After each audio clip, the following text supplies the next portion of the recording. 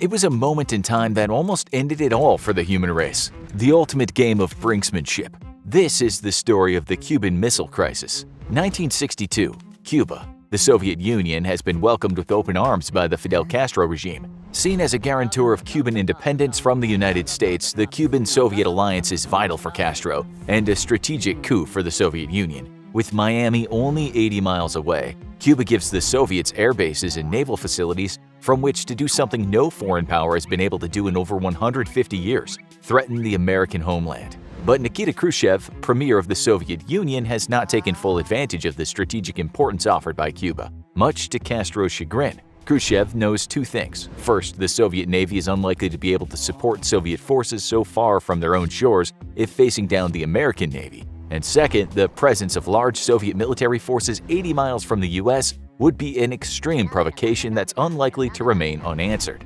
This is why it comes as such a surprise to many senior Soviet leaders when Khrushchev approves a plan to station nuclear weapons in Cuba. If military forces would be a provocation, this is tantamount to a declaration of war. The plan must be carried out in complete secrecy. Khrushchev's goal is to set up several dozen nuclear-capable missiles on Cuba and then reveal their existence to American President John F. Kennedy. He'll use the presence of the missiles as leverage to gain several concessions from the U.S. in return, chiefly the removal of American nuclear missiles in Turkey and possibly even the evacuation of West Berlin by NATO forces. If Khrushchev can catch Kennedy by surprise, Kennedy will have no choice but to agree to the demands or face down the threat of nuclear missiles capable of reaching Washington in 10 minutes or less. But American intelligence has kept an expansive spy ring alive and well in Cuba. Many Cuban citizens may not have liked the Batista dictatorship supported by the U.S., but they like Castro and communism even less. Rumors circulate about a large influx of Soviet military personnel disguised as agriculture experts and civil engineers. Movement of Soviet equipment across the island has been spotted and reported to American field agents, who relay the information back to their handlers on the mainland. The intelligence community is convinced there are Soviet nuclear weapons in Cuba, but nobody else believes them. They must gather evidence. On October 14, 1962, a U-2 spy plane is piloted by Major Richard Heiser and takes off from an airfield in Florida and heads for Cuba. Flying at extreme heights, the plane is difficult to target with ground-based weapons, and Cuban radar operators aren't as alert as they should be. The plane takes thousands of photographs of suspected Soviet military sites on the island before returning home. The film roll, over 3 miles in length, is rushed to be analyzed by intelligence specialists. The specialists have been cooperating with experts in Soviet nuclear missile sites, and with their knowledge confirm the presence of several sites on Cuba which look exactly like known nuclear sites in the USSR. The greatest existential threat the United States has ever faced has just been confirmed. As the news is rushed to President Kennedy, the Soviets continue their work. They cover their launchers with camouflage netting during the day and work strictly at night to avoid detection. Khrushchev monitors their progress carefully. If the missiles can remain undetected in just over a week, they'll be active, and he'll have achieved the greatest strategic victory in Russian history. October 16th, President John F. Kennedy has called an immediate meeting of ExComm, a team of his most senior advisors and Pentagon officials. The photos are analyzed and scrutinized. American intelligence confirms the locations of the missiles brought to Cuba aboard Soviet freighters and carefully hidden from public view during the transit. Kennedy asks just how long it'll take for the missiles to be active. Estimates vary, but most agree it'll take just over a week. The president needs options, and he needs them fast. Air Force Chief of Staff General Curtis LeMay, the legendary World War II Bulldog bomber commander, has an immediate answer. "Bomb the sumbitches," he responds. The United States has the largest strategic bomber fleet in the world, and LeMay's Air Force can level the missile sites in a matter of hours. The other military advisors in the room agree with LeMay, strongly favoring immediate military action. The U.S. Marines, supported by the Navy and Army, can have a foothold in Cuba with just a few days prep time. The missiles, Castro, and the Soviets could all be out of the Western Hemisphere by the end of the week. Kennedy's non-military advisors are horrified, and Kennedy shares their objections. A military strike would kill thousands of Soviet personnel and risk escalating the conflict. Khrushchev would be likely to take retaliatory action in Germany, particularly against West Berlin, where 15,000 NATO forces are surrounded by over 100,000 Eastern Bloc forces. The heated argument lasts for hours, and finally Kennedy is given 3 options: an air attack and possible invasion of Cuba, diplomacy with Castro and Khrushchev, or a naval quarantine of the island.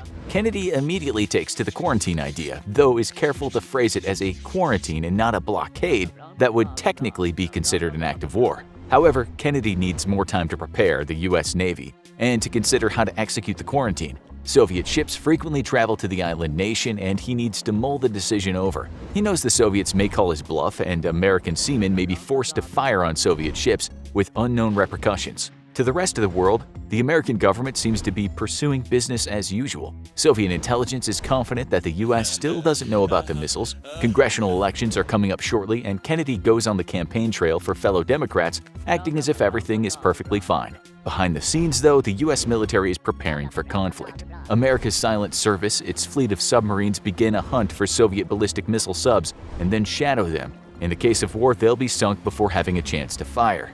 American journalists, however, are beginning to grow suspicious. Leaks from within the White House have led to rumors of imminent military action against Cuba. The rumors, completely unsubstantiated, then begin to hint at the presence of nuclear weapons on the island. A Washington correspondent spots a dinner meeting of senior military leadership and Cuban policy experts and presses for answers, but the men refuse to answer. One major editorial finally has enough evidence to go to press with a bombshell story about Soviet weapons in Cuba, and President Kennedy himself personally asks the editor of the paper to not publish the story. The editor agrees, giving Kennedy more time to prepare his response. Kennedy leaves the campaign trail in order to meet with senior advisors, and at a daily press briefing, reporters demand to know if rumors that the president returned to Washington to discuss a military matter of great significance are true. The White House press secretary assures the reporters that the president was simply suffering from a worsening cold.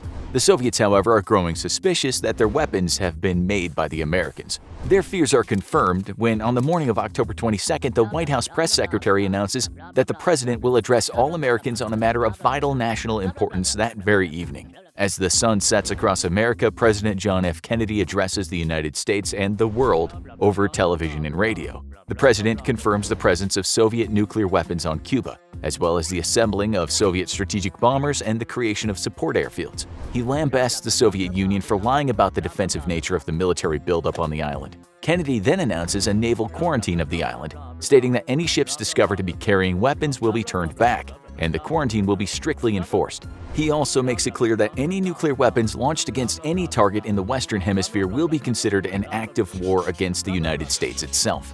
Thousands of miles away, Khrushchev and his cabinet pay close attention to Kennedy's speech. Khrushchev is actually greatly relieved. He had expected and had been preparing for military action. However, Kennedy's quarantine is a clear signal that he's willing to negotiate. That night, Khrushchev sends his own signal to Washington by attending the opera where an American performer is currently headlining. He meets with the American, and together they discuss peace. But the fate of the world may be out of the hands of the two men whose militaries are preparing to go to war against each other, and in the hands of those very soldiers. Back in the U.S., the American Navy is steaming into position around Cuba and closing the cordon. With 20 ships already on their way from the Soviet Union, tensions are sky high. Standing orders are to issue radio warnings to turn back. If any ship refuses, a single warning shot across the bow will be fired. If the ship still refuses to turn back, American ships are authorized to fire in order to disable the ship.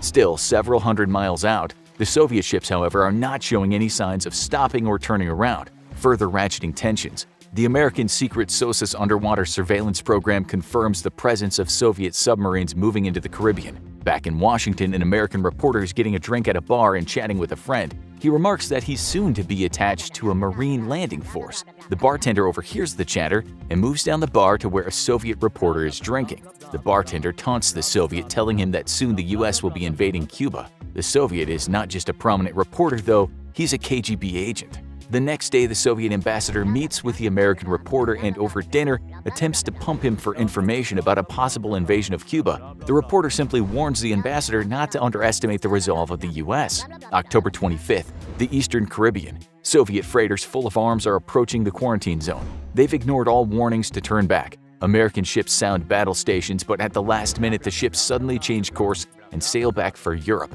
The oil tanker Bucharest, however, refuses to turn back. American captains are under orders not to fire without express authorization from the president himself. Kennedy is informed of the tanker's refusal. His advisors warn him that if they allow the tanker through, it'll only encourage other Soviet ships to break the quarantine as well. Kennedy decides to risk it and allows the tanker to dock in Cuba.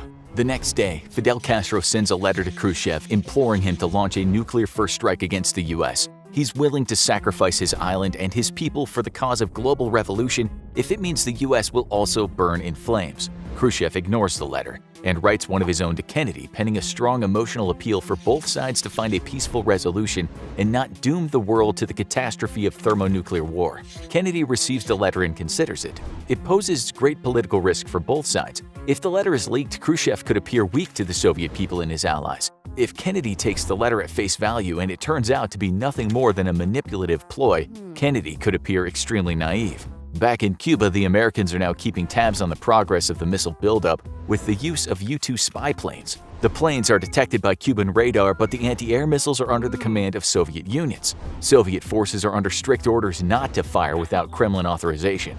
October 27th. High in the sky over Cuba, an American U-2 is flying a reconnaissance mission. Major Rudolph Anderson has been detected and tracked by Cuban radar. Soviet missiles have a good lock on the American plane. Inexplicably, the Soviet ground commander gives the order to fire. A telephone pole-sized missile streaks up to the sky. In minutes, it explodes under the belly of the U-2, tearing it into pieces. Shrapnel from the explosion rips through the cockpit, fatally wounding Major Anderson.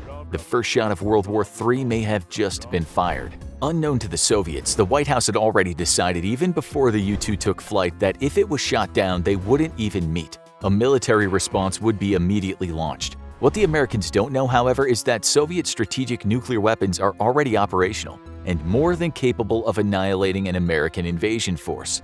Luckily for the world, the White House goes back on their original plan and decides to meet and discuss the incident instead of launching a military strike. As the Americans debate their response, however, yet another provocation is about to launch global thermonuclear war. Soviet submarines have been tracked by the Americans across the Caribbean, and now one has been detected loitering near the quarantine zone.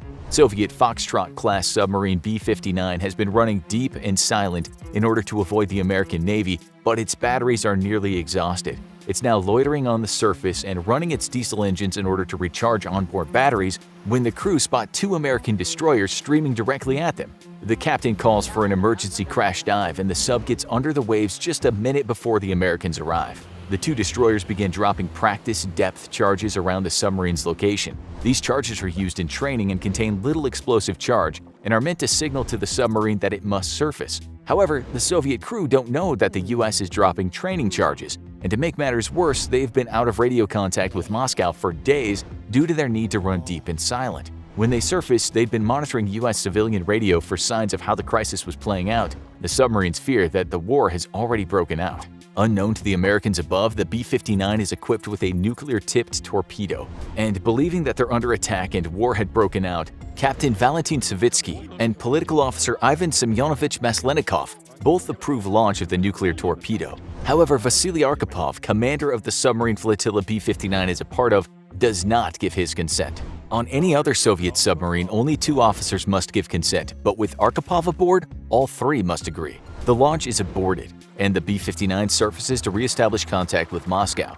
Nuclear war is once more just barely avoided. On October 28th, Khrushchev concedes to Kennedy's demands that the missiles be withdrawn. The American ambassador has already informed him that American missiles in Turkey were going to be removed anyway, but the plan couldn't be made public. Kennedy and Khrushchev have come to an agreement. The missiles in Cuba will be removed, and America will remove its own missiles from Turkey. The apparent concession by the US gives Khrushchev just enough to save face in front of the Politburo. But there still doesn't exist a direct line between Moscow and Washington, and sending a telegraph could take hours.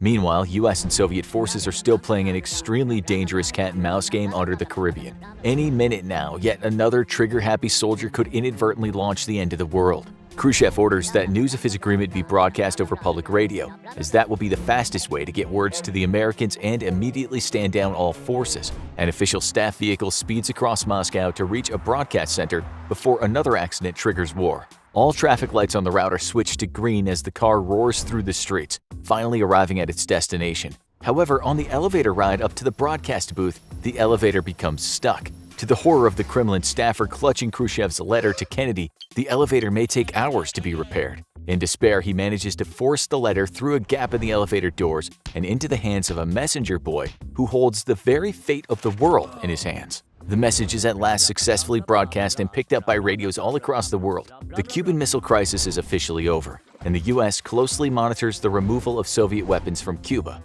8 months later, as promised, US missiles are removed from Turkey. Against all odds, the world has narrowly avoided nuclear catastrophe. Now go watch How Did the Cold War Happen?, or click this other video instead.